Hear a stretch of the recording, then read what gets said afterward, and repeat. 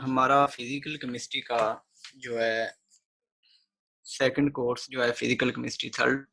पहले आपने एक बार इसको बीएस थर्ड में भी पढ़ा है शायद, और फिर बीएस फिफ्थ में, और अब बीएस सिक्स में भी फिजिकल केमिस्ट्री है। तो उम्मीद है कि बस ये अब आपका जो है ना आखिरी कोर्स है। इसके बाद आप जो है इनऑर्गेनिक या ऑर्गेनिक में चले जाएंगे और इससे जान छूट जाएगी। तो इसके 3 चैप्टर हैं टोटल। एक इलेक्ट्रोकेमिस्ट्री है जी, एक क्वांटम केमिस्ट्री है और एक सिमेट्री है, सिमेट्री एलिमेंट्स। सबसे पहले जो मैंने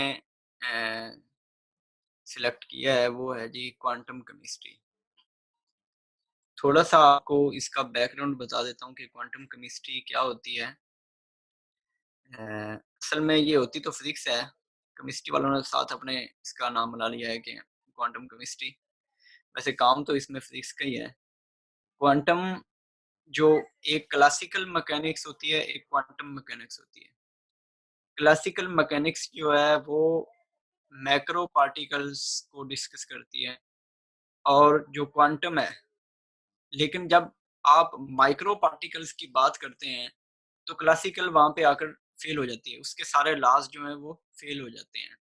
जैसे कोई माइक्रो पार्टिकल जो है उसकी इलेक्ट्रॉन की, एटम की भी इवन आप बात करें, तो F is equal to ma, ये लॉ जो है ये उसके ऊपर अप्लाई नहीं होता है। यहाँ पे आके वो लॉ जो है वो फेल हो जाता है। तो पहले क्लासिकल चल रही थी क्योंकि माइक्रो पार्टिकल्स जो हैं उनके बारे में हम जानते ही नहीं थे।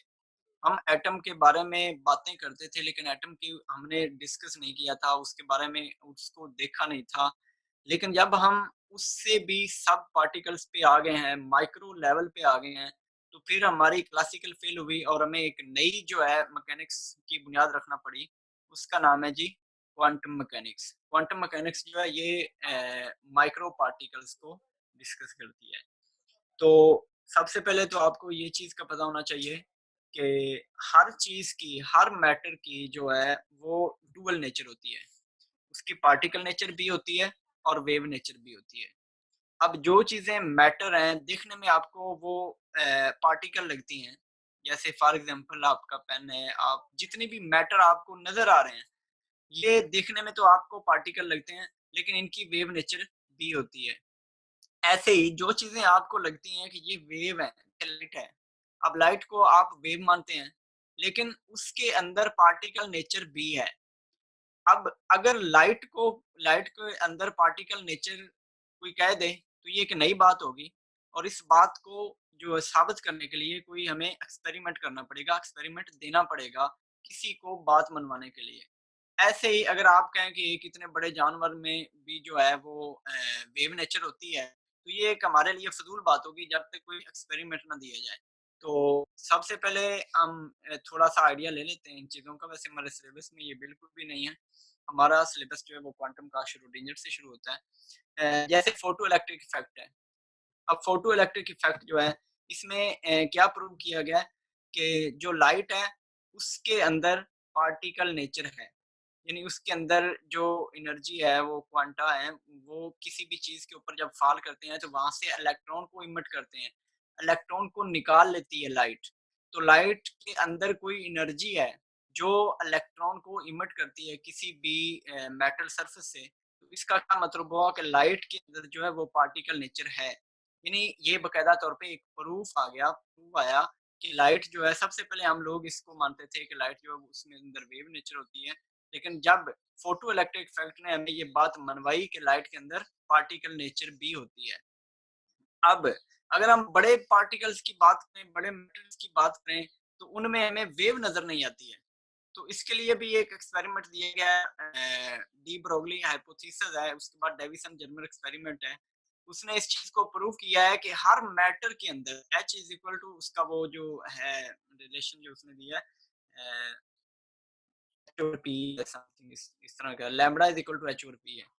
तो इस रिलेशन में क्या चीज़ प्रूव हो रही है कि कोई भी मैटर है, चाहे वो जितना बड़ा है, चाहे जितना छोटा है, उसके अंदर वेव नेचर होती है। अब उसने इसको इलेक्ट्रॉन में जो है वो डेविसन जर्मर ने इलेक्ट्रॉन के अंदर वेव नेचर को उसने प्रूव किया था। लेकिन बड़े जो मैटर्स होते हैं उनके अंदर हमें वेव नजर नहीं आती। उसकी वजह यह है कि lambda is equal to H over P है, यानी लैम्बडा जो है वो इनवर्सली प्रोपोर्शनल टू मोमेंटम है। किसी चीज का जितना बड़ा मोमेंटम होता जाएगा उसकी वेवलेंथ उतनी ही कम होती जाएगी। तो बड़े पार्टिकल, बड़े मैटर्स जो हैं उनके अंदर हमें वेव नजर नहीं आती, लेकिन उनके साथ वेव चल रही होती है।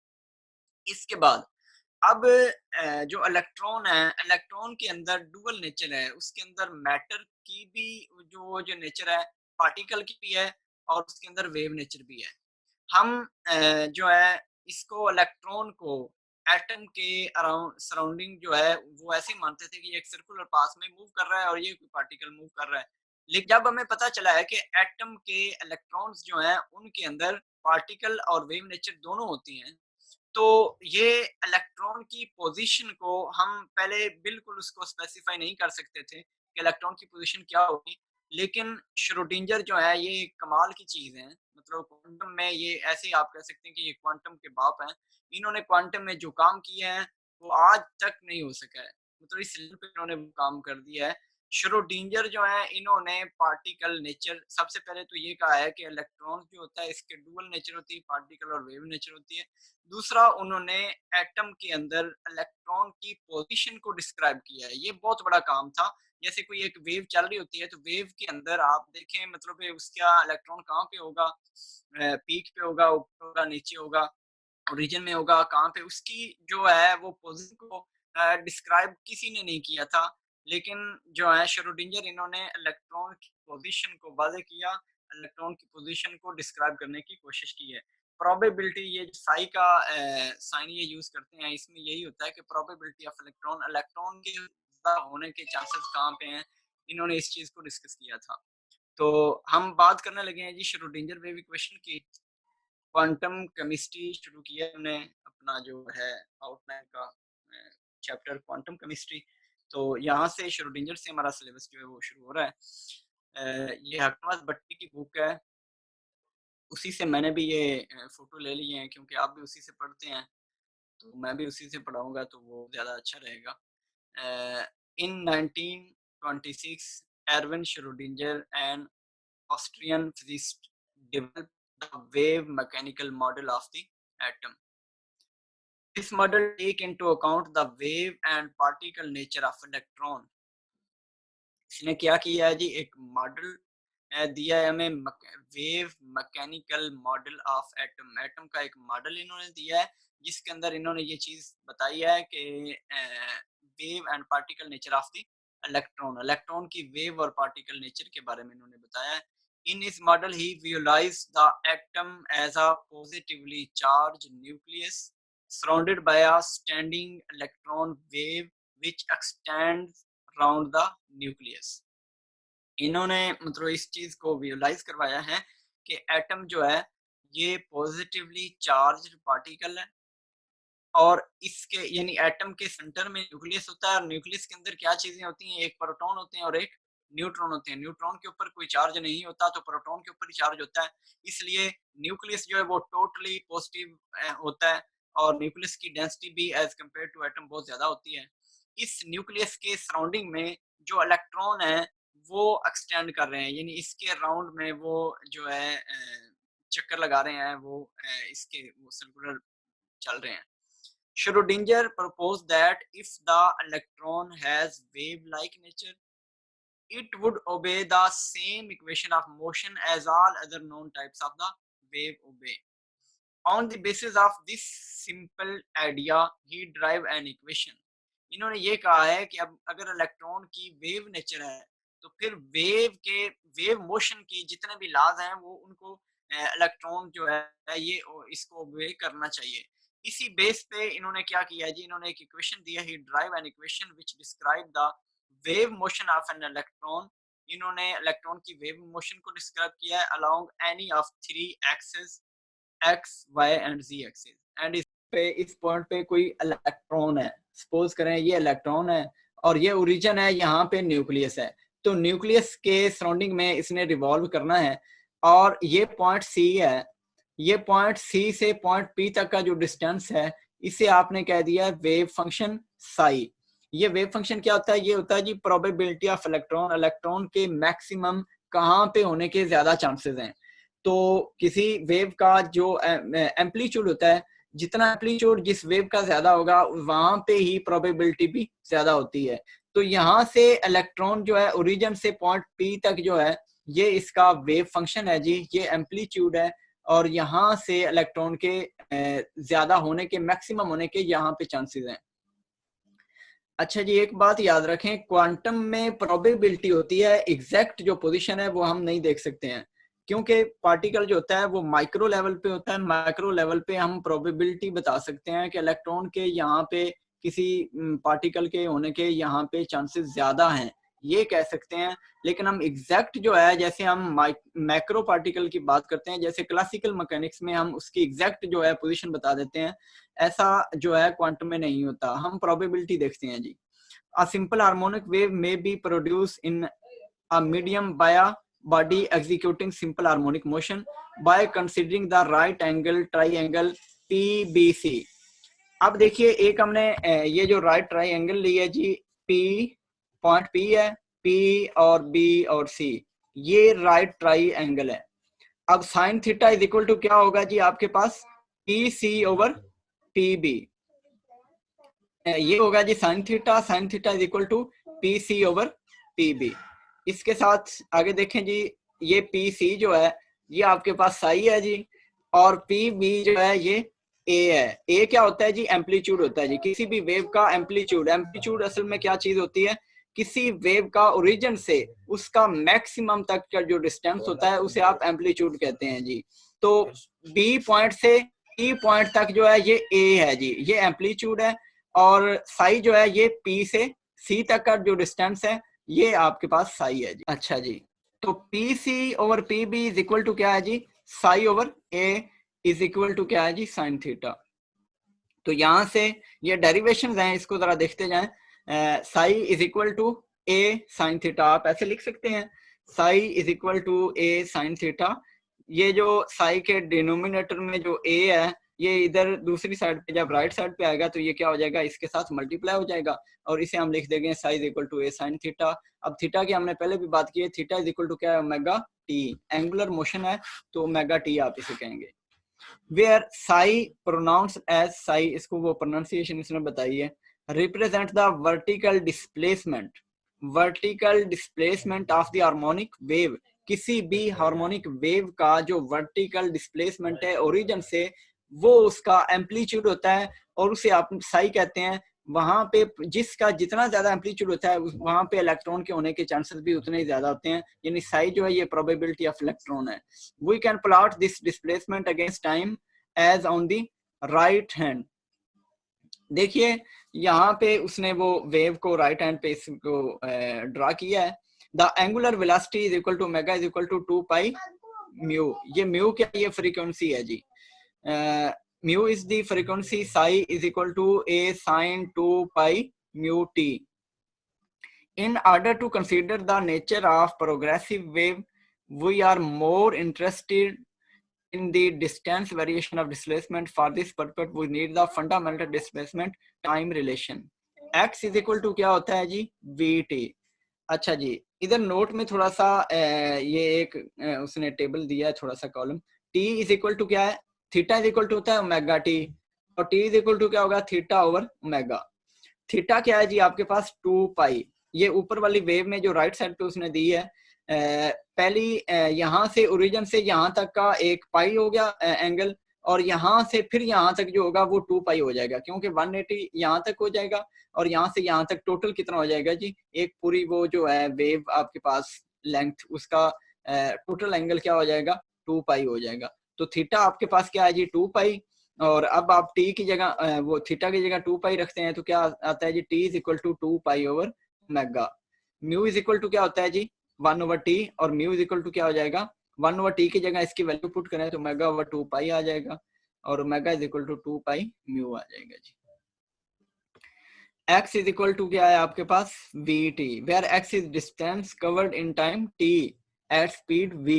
यानी कोई पार्टिकल आपके पास है, वो स्पीड v से मूव कर रहा है, तो टाइम t गुजरने के बाद वो कितना डिस्टेंस जो है तय करेगा, ये होता है जी x is equal to we T. Combining equation 2.35 and equation 2.36, equation 2.35 और 36 को हमने कंबाइन किया है, तो साई इज इक्वल टू आपके पास आ जाएगा जी a sine 2 pi mu x over v।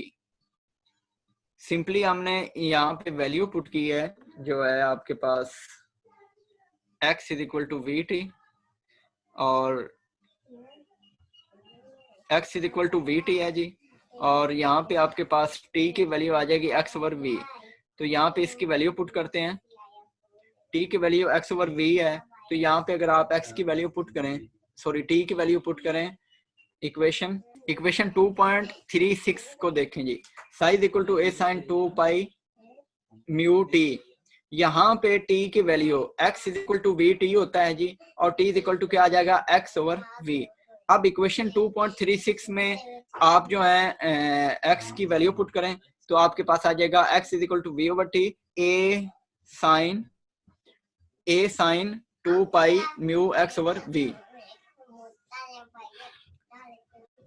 Besides the frequency mu, we now have another property by which we can characterize the wave, its wavelength, which is the distance traveled during a complete cycle. Wavelength क्या होती है जी? एक complete cycle में जितना distance कोई particle जो travel करता है उसे आप wavelength कहते हैं। Wavelength mu frequency क्या होती है जी? Mu is equal to v over lambda. v is equal to mu lambda होता है जी। So we have psi is equal to a sine 2 pi x over lambda. अब यहाँ पे हमने क्या किया है जी, म्यू की वैल्यू जो है वो इधर पुट कर दी है, और आपके पास म्यू की वैल्यू क्या है जी, v ओवर लैम्बडा है। जब आप ऊपर वाली इक्वेशन में mu over lambda v over lambda put करते हैं, ये साथ मैंने बनाया भी है इसको, वो ये psi is equal to a sine 2 pi. अब म्यू v ओवर लैम्बडा किसकी जगह लिखा है मैंने, v ओवर लैम्बडा लिखा है जी म्यू की जगह। अब म्यू नहीं लिखेंगे, इसकी जगह लिखेंगे v ओवर लैम्बडा, और 2 पाई v ओवर लैम्बडा, ये v से कैंसिल हो जाएगा और इधर आपके पास x आ जाएगा। Psi is equal to a sine 2 pi x over lambda. अब इसके बाद हमने क्या करना है जी, इस इक्वेशन को डिफरेंशिएट करना है। ये आपने पहले थर्ड सेमेस्टर में शायद पढ़ा है, श्रोडिंगर वेव इक्वेशन, तो उसी की तरह ये भी है। On differentiating the equation 2.39 with respect to x, इसको हम जो है डिफरेंशिएट करेंगे विद रिस्पेक्ट टू x, क्योंकि अभी हम एक ही डायमेंशन की x एक्सिस में ही बात कर रहे हैं, यानी इसकी पोजीशन को सिर्फ एक डायमेंशन में ले रहे हैं अलोंग x एक्सिस। तो हमारे पास यहाँ पे जो कांस्टेंट है वो x है जी, यानी सॉरी वेरिएबल जो है वो x है, यानी कितने टाइम पे कोई भी जो है पार्टिकल वो कितना डिस्टेंस जो है ट्रेवल करेगा। D psi over D x, यहाँ पे हमने इसको डिफरेंशिएट किया और ये आपका आंसर आ गया है। D psi over D X is equal to A, sine का डेरिवेटिव क्या होता है, कॉस एंगल। अब साइन एंगल का डेरिवेटिव होता है कॉस एंगल अगेन एंगल का डेरिवेटिव। अब देखिए ए जो है ये तो है कांस्टेंट, इसका तो हम वो डेरिवेटिव नहीं लेंगे, ए साथ ऐसे ही आ जाएगा साइन एंगल, साइन का जो डेरिवेटिव आएगा वो आएगा कॉस एंगल। साइन का derivative sign 2 pi x over lambda का जो डेरिवेटिव वो आ जाएगा cos 2 pi x over lambda. Again angle का डेरिवेटिव, फिर हमने एंगल का एक बार डेरिवेटिव लेना है, उसको साथ लिखना है। तो एंगल क्या है 2 पाई x ओवर लैम्बडा, तो यहाँ पे 2 पाई ओवर लैम्बडा, ये तीन चीजें ये जो हैं ये कांस्टेंट है और x जो है वेरिएबल है, तो x का जो डेरिवेटिव वो 1 आ जाएगा और आपके पास आंसर आएगा जी 2 pi over lambda. D psi over D X is equal to A cos 2 pi x over lambda 2 pi over lambda. Overall ये आंसर आ जाएगा जी 2 पाई ओवर लैम्बडा। ये 2 पाई ओवर लैम्बडा जो ये वैल्यू हम इधर लिखेंगे इसके साथ, 2 पाई ओवर लैम्बडा ए cos 2 pi x over lambda. एक बार हमने इसको डिफरेंशिएट किया है, अगेन इसको डिफरेंशिएट करेंगे, तो अगेन जब डिफरेंशिएट करेंगे इसी वैल्यू को, तो 2 पाई ओवर लैम्बडा ए, ये तीन चीजें जो है ये कांस्टेंट है, तो इनको पहले ऐसे ही एज इट इज लिख लेंगे। इसके बाद कॉस का जो डेरिवेटिव है वो माइनस साइन होता है, यानी कॉस एंगल कॉस समथिंग जो चीज भी होगी वो ही साइन के साथ आ जाएगी, तो कॉस का आंसर आएगा minus sine angle, again angle का डेरिवेटिव। तो देखिए जी 2 pi over lambda A cos 2 pi x over lambda, और डिफरेंशिएटिंग किया जब इसको d square psi over D x square is equal to 2 pi A over lambda minus sine cos का derivative क्या आता है जी, minus sine angle, again angle का फिर डेरिवेटिव, क्योंकि जब भी ट्रिग्नोमेट्रिक फंक्शन का आप डेरिवेटिव लेते हैं तो साइन के साथ उसका जो भी चीज होती है उसके साथ उसका एंगल का अगेन डेरिवेटिव लेना होता है। तो कॉस का डेरिवेटिव आ जाएगा माइनस साइन एंगल और अगेन एंगल का डेरिवेटिव। अब अगेन एंगल क्या आएगा आपके पास 2 पाई एक्स ओवर लैम्डा, फिर एंगल है तो इसका डेरिवेटिव 2 पाई ओवर लैम्डा आ जाएगा। अब ये जो 2 पाई ओवर लैम्डा ये फिर इसके साथ मल्टीप्लाई होगा तो आपके आंसर आ जाएगा minus 4 pi square over lambda square A sine 2 pi x over lambda. तो A sine 2 pi x over lambda ये होता है जी आपके पास प्रोबेबिलिटी, ये wave function psi is equal to A sine 2 pi x over lambda होता है जी। अब आपने इसकी जगह पुट कर देना है जी minus 4 pi square over lambda square psi, ये यानी ये सारी जो टर्म है ये आपके पास साई के इक्वल है। ऊपर आप इसके इक्वेशन को 2.38 में देख सकते हैं। इक्वेशन जो 2.38 इसमें देखें तो आपको साई ये नजर आ रहा है, psi is equal to A sine 2 pi X, sorry यहाँ पे इससे दूसरी जो इक्वेशन है A sine 2 pi x over lambda sine के इक्वल है, यानी इक्वेशन 2.39 में, इक्वेशन 2.39 में आप देखें psi equal to A sine 2 pi x over lambda है जी। अब यहाँ पे ये टर्म वही है तो इसकी जगह आपने सॉरी साई पुट कर देना है, ये साई के इक्वल है तो ये इसकी जगह साई रख देंगे आप, minus 4 pi square over lambda Sai. अच्छा जी, इसके बाद हम क्या करेंगे जी, इसको थोड़ा सा रीअरेंज किया है, ये D square psi over D x square is equal to minus 4 pi square over lambda square psi है। जब ये इक्वेशन के लेफ्ट साइड पे जाएगा minus 4 pi square over lambda psi, तो इधर आकर ये क्या हो जाएगा, माइनस हो रहा है तो दूसरी साइड पे आकर क्या हो जाएगा, प्लस हो जाएगा, D square psi over D x square plus 4 pi square over lambda square Sai. This is the classical wave equation describing the wave motion of any particle along x-axis. This is the classical wave equation describing the wave motion of any particle along x-axis. अभी एक axis में हमने बात की है x-axis में. Since the electron is proved to have the wave character, let us assume that the same behavior is shown by the electron wave. To apply this equation to a particle lambda must be replaced by the momentum of the particle using de Broglie relation. de Broglie का relation क्या है जी, lambda is equal to h over p और lambda is equal to h over p होता है तो p क्या है जी, p मोमेंटम है, momentum is equal to mv होता है तो lambda is equal to h over mv आ जाएगा। अब इसको हम स्केयर करते हैं, taking square on both side, lambda square is equal to h square और m स्केयर v स्केयर आ जाएगा। अब इसको अगर इन्वर्स कर दें तो 1 over lambda is equal to क्या आ जाएगा जी, m square v square over h square, substituting this value in equation 2.40। अब इस इक्वेशन को 2.40 में 1 ओवर लैम्डा स्क्वायर की जगह हम ये वैल्यू पुट कर देंगे, आपके पास जो पहले इक्वेशन आई है इक्वेशन 2.40 जो है D square psi over D x square plus 4 pi square over lambda square Sai. अब ये लैम्डा स्क्वायर डिनोमिनेटर में है यानी ये 1 ओवर लैम्डा है, इसकी जगह हमने इसकी वैल्यू पुट कर देनी है, तो d square psi over D x square is plus 4 pi square m square v square और h square psi is equal to 0। In order to express this equation in terms of the energy, we make use of the fact that total energy is the sum of the kinetic energy and potential energy. Total energy किसके equal होती है जी, kinetic energy plus potential. अब हम particle की energy की बात करने लगे हैं, उसकी एनर्जी कैलकुलेशन करने लगे हैं जी। तो total energy is equal to होता है जी kinetic energy plus potential energy.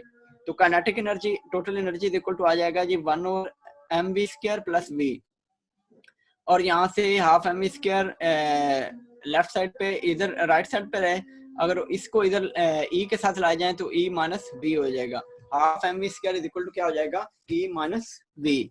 Next देखें ये 2 जो है डिनोमिनेटर में इधर आकर मल्टीप्लाई हो जाएगा, M we square is equal to 2e minus V, और वी स्क्वायर इक्वल एम जो डिनोमिनेटर में आ गया, V square is equal to 2 into E minus M. Substitute this value of v square in equation 2.42।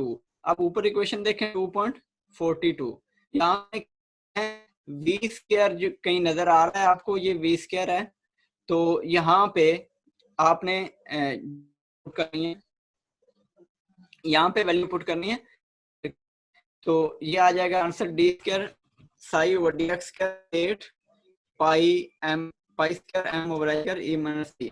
अच्छा जी, d square psi 8 pi square M over H square E minus we into psi. This is the wave equation when the particle is moving in one dimensional system. जब आप एक dimension की बात कर रहे हैं, अलोंग एक्स एक्सिस बात कर रहे हैं, तो ये हमें एक इक्वेशन मिली है। यहाँ पे देखें जी, एनर्जी भी है और पोजीशन भी है, यानी अब पार्टिकल की तीन चीजें आप जो कैलकुलेट कर चुके हैं। एक एनर्जी है, ये v जो है ये आपके पास पोटेंशियल एनर्जी है, और साई है जी पोजीशन ऑफ द इलेक्ट्रॉन है, इलेक्ट्रॉन की पोजीशन अलोंग एक्स एक्सिस। तो this is the wave equation when the particle is moving in one dimensional system. The wave is moving on one direction x for electron which can have their wave motion along any of three axes x y z, who can similarly write the wave equation as। अब आप इस three dimension में बात करें तो बड़ी simple सी बात है, वो आप एक एक्सिस में बात कर रहे हैं, यानी एक ही सिस्टम में जो है एक्स एक्सिस के अलाउंग इलेक्ट्रॉन की प्रोबेबिलिटी या एक्स एक्सिस के अलाउंग इलेक्ट्रॉन की पोजीशन देख रहे हैं। जब आप तीन एक्सिस में देखेंगे तो आपके पास ये इक्वेशन बन जाएगी, ये partial square psi over partial x square, partial square psi over partial y square, partial square psi over partial z square. अब पार्शियल लगाया है, डी नहीं लगाया, इसका मैंने आपको पहले भी बताया हुआ है कि डी आप तब लगाते हैं जब आपके पास एक वेरिएबल होता है। अब एक वेरिएबल, ऊपर वाली इक्वेशन 2.43 जो है, इस इक्वेशन में वेरिएबल एक ही है, वो है एक्स, इसलिए आपने यानी विद रिस्पेक्ट टू एक्स जो है वो आप चेंज कर रहे हैं, किसी चीज में differentiate with respect to X कर रहे हैं। लेकिन जो नीचे इक्वेशन है इसमें आप differentiate with respect to X, Y और जी कर रहे हैं, यानी तीन वेरिएबल हैं। जब तीन वेरिएबल आ जाएंगे तो आप पार्शियल या करली यूज करेंगे, आप जो है इसको डी नहीं यूज करेंगे। आप ये भी एक इक्वेशन आ गई आपके पास जी 2.44। नेक्स्ट देखें जी, ये नीचे लिखा हुआ है जी, कॉमन लिया, यहाँ से साई कॉमन लिया, इस सारे जो है फंक्शन में से साई कॉमन लें तो पीछे आपके पास यही बचता है, पार्शियल स्क्वायर और partial x square, partial square और partial y square, partial square और partial z square into psi. अब ये सारी टर्म है, ये जो ब्रैकेट के अंदर है, ये इक्वल टू डेल होती है डेल्टा स्क्वायर, तो इसकी जगह हम लिखेंगे डेल्टा स्क्वायर और इसके साथ साई ऐसे ही आ जाएगा, delta square psi plus 8 pi square M over H square into e minus v into psi is equal to 0, where delta square is known as the Laplacian operator। ये एक ऑपरेटर है जी, लैप्लेसियन ऑपरेटर, जैसे आपने पीछे कहीं फिजिकल में पढ़ा होगा operator, Hamiltonian operator, Laplacian operator. तो del square is equal to, ये उसकी वैल्यू आगे इसने दे दी है। Equation 2.43, 2.44, 2.45 are different form of the Schrodinger wave equation. Equation 2.45 can be written in another way as। अब आप इसको ऐसे भी लिख सकते हैं, del square psi is equal to, ये इधर जो है इक्वेशन 2.45 में आप देखें तो इसके साथ एक टर्म है, इतनी बड़ी टर्म जो है इसके साथ प्लस हो रही है। जब इसके साथ प्लस हो रही है, इक्वेशन के लेफ्ट साइड पे जब ये चली जाएगी तो ये माइनस हो जाएगी। तो del square psi is equal to -8 pi square M over H square into E minus we into psi. यहाँ तक क्लियर है जी। इसके बाद देखें del square psi is equal to, हाँ जी, अब आपने क्या किया है जी, इसकी ब्रैकेट को ओपन कर दिया है। जब ब्रैकेट को आपने ओपन किया है, ये देखें ई माइनस वी इंटू ब्रैकेट है जी। तो ई माइनस वी को आप जब ब्रैकेट को ओपन करेंगे, एक बार आप ई से इस सारी टर्म को मल्टीप्लाई करवाएंगे और फिर आप दरम्यान में माइनस लाएंगे और इसको वी के साथ मल्टीप्लाई करवाएंगे। तो देखिए जी, del square psi is equal to -8 pi square M over H square E psi plus, अब प्लस क्यों हो गया है? क्योंकि पहली टर्म जो है माइनस है, तो माइनस इसके साथ जब मल्टीप्लाई होगी तो वो प्लस हो जाएगी। पहली टर्म आपके साथ माइनस रहेगी क्योंकि ई के साथ मल्टीप्लाई हो रही है और ई जो है वो प्लस का है। दूसरी टर्म जो है वो प्लस हो गई है, उसकी वजह ये है कि ये भी माइनस है और ये भी माइनस है, तो जब ये आपस में मल्टीप्लाई होगी तो आंसर आपके पास प्लस में आ जाएगा। तो minus eight pi square M over H square E psi plus 8 pi square M over H square v psi. अब आपने क्या किया जी, multiplying this equation by h square over 8 pi square M. इस टर्म के साथ, इस फैक्टर के साथ आपने पूरी इक्वेशन को मल्टीप्लाई करवा देना है। तो देखिए जी, दोनों तरफ आप मल्टीप्लाई करवाएंगे। मैथ्स का ये रूल है कि जब आप मल्टीप्लाई करवाना हो तो दोनों तरफ ही करवाएंगे। H square over 8 pi square M we square, यहाँ पे कोई और टर्म इसके रिलेटेड नहीं है तो ये ऐसे ही लिखी जाएगी as it is. H square over 8 pi square M we square psi is equal to minus E psi plus we Sai.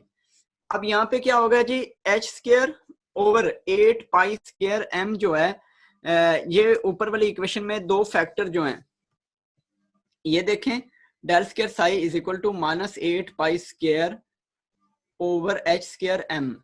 इस टर्म के साथ ये सारी कैंसिल हो जाएगी क्योंकि ये उसका रिवर्स है। ये लिखा हुआ है 8 pi square M over H square, और नीचे आपको नजर आ रहा है जिसके साथ आप मल्टीप्लाई करवाने लगे हैं वो है H square over 8 pi square M. तो ये फैक्टर कैंसिल हो जाएगा, ये फैक्टर भी टोटल कैंसिल हो जाएगा, और यहाँ पे आपके पास बचेगा ई साई और यहाँ पे आपके पास बचेगा वी साई। तो इधर आपके पास क्या बचेगा, इधर कोई चीज कैंसिल नहीं होने वाली है। तो H square over 8 pi square M del square psi is equal to minus E psi plus we psi. तो अब यहाँ पे थोड़ा सा इसने रीअरेंज किया है। ई साई जो है इसको जब इक्वेशन के लेफ्ट साइड लेकर जाएंगे तो ये प्लस हो जाएगा, माइनस है, और ये जो इधर इतनी बड़े फैक्टर, इतनी टर्म पड़ी हुई है, इसको जब आप लेकर आएंगे राइट साइड पे तो ये क्या हो जाएगा, ये प्लस हो रहा है, ये माइनस हो जाएगा, ये माइनस हो रहा है, इधर आकर क्या हो जाएगा, प्लस हो जाएगा। तो E psi is equal to minus H square और 8 pi square M del square psi plus we psi. Next देखें जी, यहाँ पे साई को कॉमन ले लिया है और E psi is equal to minus H square और 8 pi square M del square plus v into psi. अब यहाँ पे एक और ऑपरेटर यूज हुआ है, इसका नाम है हैमिल्टोनियन ऑपरेटर। एच स्क्वायर की वैल्यू इक्वल टू होती है minus H square over 8 pi square M del square plus we, और आप इसको ऐसे लिख सकते हैं H square psi is equal to E psi. It represent a certain way of expressing the total energy of the system and energy numerical value of that energy. Application of the Schrodinger wave equation. अब ये कहाँ पे apply होता है जी Schrodinger? This equation is used to calculate the energy and wave function of particle. किसी भी particle की energy और उसका wave function, such as electron in one dimensional box. This equation is used to calculate the energy and wave function of a particle in the 3-dimensional box. 1-dimensional box में, 3-dimensional box में इसी particle की energy और उसका wave function जो है ये Schrödinger wave equation के थ्रू आप इसके कैलकुलेट कर सकते हैं। This equation introduce the concept of degeneracy in atomic orbital. Atomic orbital में degeneracy का concept भी श्रोडिंजर ने दिया है जी। This equation has been used to derive an expressing for an electron in hydrogen atom. This equation has been used to derive and expressing for an electron in hydrogen atom. Hydrogen atom के लिए ये आगे हमने इसको बड़ी detail से पढ़ना है, इसकी मैथमेटिकल जो है ट्रीटमेंट भी करेंगे। Schrödinger wave equation for hydrogen atom.